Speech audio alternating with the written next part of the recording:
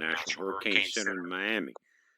Fiona here, Category 4 storm, guys, 130-mile-per-hour winds headed to Bermuda. Bermuda, you better get ready. I saw a comment in the video last night about this, and someone said that a lot of the housing and all of that in Bermuda itself is built out of stones because of where they're at. They've had to endure these storms. The concern is about the shipping, whether it's tour ships, fishing boats, or whatever it is, that could be a major problem. So we don't know how fast or how much faster this storm can get, but it's down to 934 millibars, 130 miles an hour. It is moving north at 8 knots or 9 miles per hour. This is going to take it. Let me click there for a moment and come here. That's going to take it again. Bermuda is here on the right side of this M. That means major hurricane, in this case a Cat 4. It's going to slow down to a hurricane as it comes in to St. John's and Newfoundland in this area. After it makes impact, it's going to slow down into a tropical storm, and then the uncertainty of the cone widens at this point. Either way, it's going to be some trouble. Now let's go back to the storm that we're watching coming into the Caribbean that's going to come to the Gulf. A couple of reasons here. We watched storms come in across the Atlantic for the last few weeks and turn northeast. What that does is cool the Atlantic. I said it's very important for the storms to wrap up into that vortex, pull that heated ocean air into the upper atmosphere and cool it. What we haven't had is the same thing in the Gulf. What we have had in the Gulf, guys, down along Fort Walton, south of there, is the largest jellyfish concentration I've ever seen in my life. Algae blooming, lack of oxygen, because the Gulf has not cooled off. And because the Gulf has not cooled off, anything that does get into it is going to be very strong and very powerful. And because we're so late into the system, guys, it's September 21st. We're actually 11 days past the peak of hurricane season and have not seen a major hurricane or major storm anywhere near the U.S. Again, the Atlantic's been cooled, the Gulf of Mexico, the Bay of Campeche, the Caribbean has not. So you're going to have heated ocean water all the way through the life of this storm. This one could be the one that goes down in the history books. They're saying it's a 90% chance of formation in 5 days. Showers and thunderstorms associated with this wave located over the far southeastern Caribbean Sea have changed little in organization since this morning. Again, we're going to look at the models. Environmental conditions are forecast to become more conducive for development, and a tropical depression is likely to form within the next couple of days.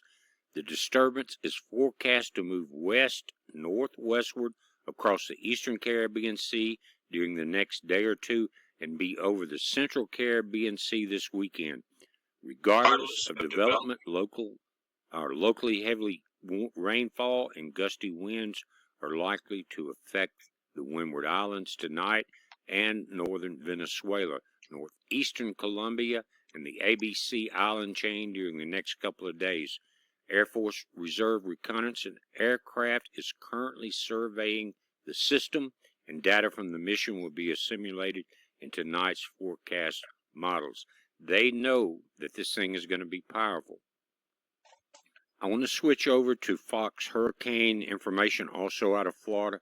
And you can see here we've got a Cat 4 hurricane here. And it's going to come into the left side of Bermuda, which is the wrong side you want to be in, because the northeast quadrant of these storms is the strongest, because it's spinning counterclockwise like a buzzsaw. And it's going to come across you guys very powerful. By Friday at 2 p.m., it's going to slow down. Not much. A Cat 3 hurricane is not slowing down that much. But coming in again between St. John's, Newfoundland, as a low pressure. They don't know what speed it's going to be in, but right now, 130-mile-per-hour winds at 8 p.m., moving north at 9 miles an hour, 934 millibars of pressure. Powerful storm.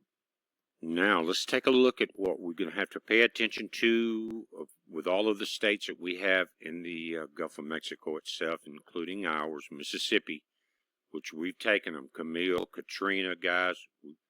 Florida, have you taken them? Houston, Louisiana. The whole Gulf of Mexico has been hit hard. What you're looking at is something different than this morning. And for the last 2 or 3 days, this purple model right here, which is NVGM, or the Navy model, has been showing this storm come up, cross Cuba, and move north and follow Fiona. And I mentioned it here, the fact that the Navy has a lot of interest in naval shipping and the lanes and storms and things like that, and they have a lot of control over the manipulation of weather. And all of these models were basically the same as they are now, again, except for the Navy model. And it had, if you look back at the last video, this purple line curved north. Now they just got it stalled right here. I think that they know now either they cannot control it, it's out of their hands, or there's just basically nothing they can do about it. But guys, this is going to be the one that we remember. Canadian model right here's got it stopping. This is the green model, CMC, as it points north up and towards the Louisiana, Mississippi, Florida, Alabama line. Let's take a look at those models. Guys, this is the Canadian model. It shows a direct hit into our state of Mississippi, and that includes the mouth of the Mississippi River at the southeastern tip of Louisiana. But we know once they get into the Gulf of Mexico, just like we watched Hurricane Michael, it was predicted to come up in a straight line. But as it got further in there, remember it came into Florida. It took out our 27-foot Hunter, a 1976 boat that was old, but it was tough, but it could not take Cat 5 winds. Now, let's look again at this. There goes Fiona up into the Atlantic. Here comes our other storm. September the 27th, 28th, 29th, 30th, October the 1st. Look at that, right there. So we know this could go left or right, but that is what we're looking at. We'll also look at the GFS models. Now, this is the Global Forecast System, or the GFS. Here's Fiona. Also, you notice this purple dot right in the center. That means that pressure is very low. Now, let's look at what it's going to do with this storm coming into the Caribbean now. There goes Fiona north. Here's our storm coming in.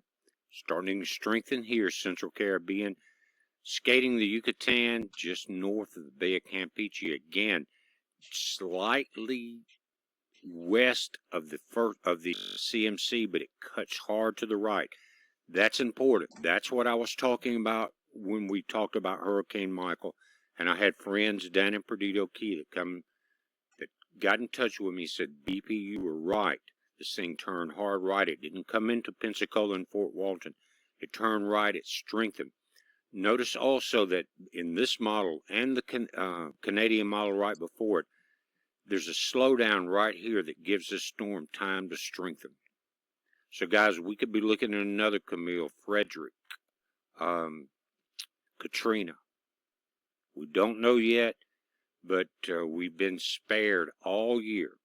All early spring, all through the summer. Now we're about to be into October, and we're going to see the Gulf of Mexico, I think, get the much needed cooling off period, because the wildlife, the fish life, marine life is really suffering, and that just translates to things like fishing, boating, swimming. So it's like an aquarium, guys. You need this air pumped in, you need the waves sloshing, you need the air pulled up into the vortex, just like an aquarium. You got to have that pump putting that new oxygen in. But this thing could get very bad very quickly. That right turn that we're seeing in this, guys, could be the factor in how, exactly where it hits. But again, this one is still a few days out, and we don't know where it's going to be right here around September 29th into the 30th. We will update it daily. One other thing I want to point out very quickly, and first of